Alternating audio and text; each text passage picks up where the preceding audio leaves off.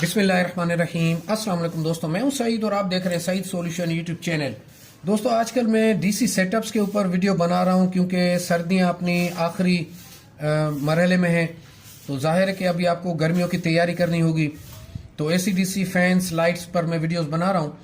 तो एक मैंने कल वीडियो अपलोड की है, परसों, कल नहीं बल्कि परसों, कि आप अगर एमपीपीटी चार्ज कंट्रोलर यूज करते हैं अपने सोलर के साथ, तो उसके साथ आप एक पीडब्ल्यूएम चार्ज कंट्रोलर भी लगाएं और जो आउटपुट लोड है उसको आप इस पीडब्ल्यूएम चार्ज कंट्रोलर के थ्रू लें। वजह उसकी यह है कि जब आप डायरेक्ट बैटरी से अपने घर के लोड को चलाते हैं तो जब बैटरी आपकी वीक हो जाती है और उसके बाद भी अगर बैटरी को यूज किया जाए तो फिर बैटरी यकीनन खराब हो जाती है। तो ये पीडब्ल्यूएम चार्ज कंट्रोलर क्या करेगा, जब आपकी बैटरी वीक होगी तो उसके लोड को कट ऑफ कर देगा।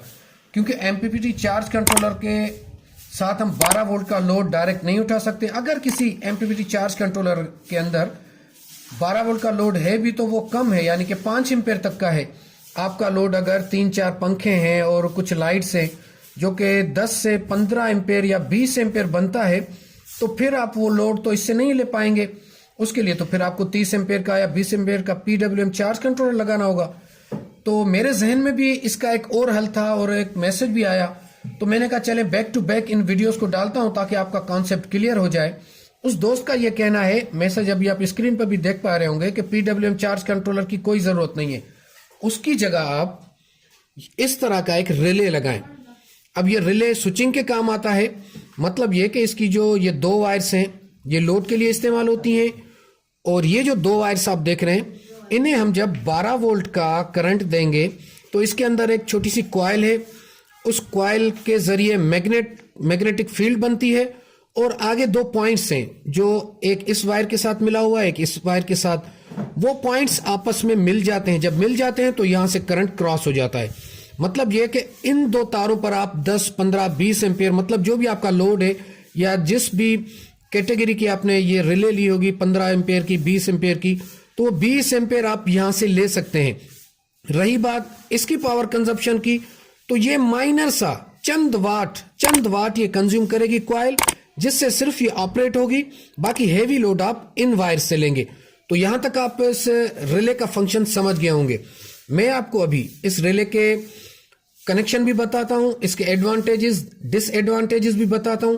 आप फैसला करेंगे वीडियो के बाद कि आपके लिए एक पीडब्ल्यूएम चार्ज कंट्रोलर बेहतर है या फिर इस तरह की रिले बेहतर है।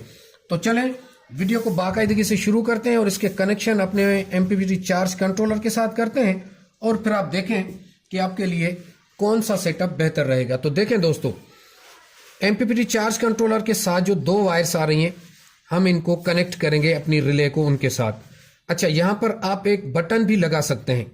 आप उस बटन को ऑफ करेंगे तो रिले ऑफ हो जाएगी। रिले ऑफ हो जाएगी तो आपके आउटपुट का सारा लोड बंद हो जाएगा। इस बटन को ऑन करेंगे तो सारा लोड ऑन हो जाएगा। ठीक है, तो यहां पर आपने ये कनेक्शन कर दिए, रिले तक आपने अपना पावर पहुंचा दिया।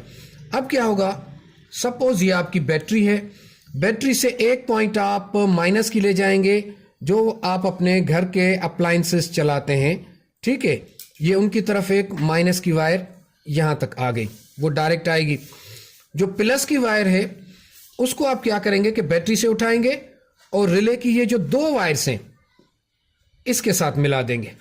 ठीक है, और दूसरे सिरे से दूसरी वायर निकालकर ये आपकी प्लस की वायर यहां तक पहुंच गई, ये माइनस की वायर है।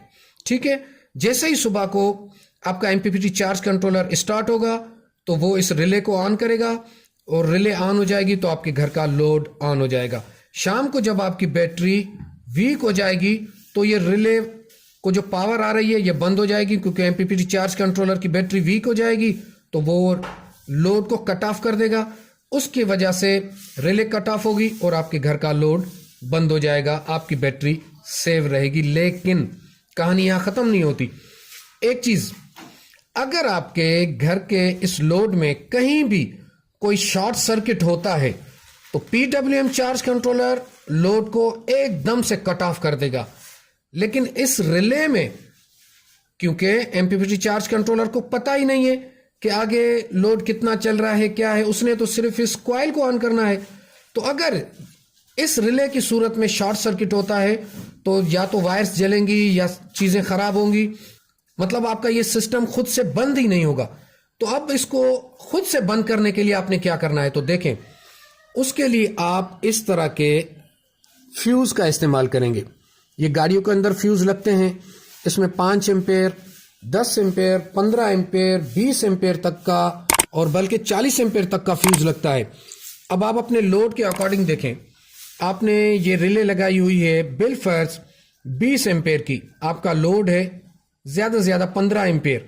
तो आप क्या करेंगे कि 25 या फिर 30 एम्पेयर के फ्यूज को लगाएंगे। अच्छा, फ्यूज को किस तरह लगाएंगे आप, ये जो आपकी 2 वायर्स जा रही हैं रिले के बाद, यहां पर आपने सीरीज में इस फ्यूज को लगाना है। ठीक है, ये आपका ये फ्यूज आ गया और ये उसकी 2 वायर्स आपने सीरीज में लगानी। क्या होगा कि जैसे ही यहां पे शॉर्ट सर्किट होता है तो ये फ्यूज इसके अंदर, आपको मैं दिखाऊं तो ये देखें, इसके अंदर ये एक पॉइंट है।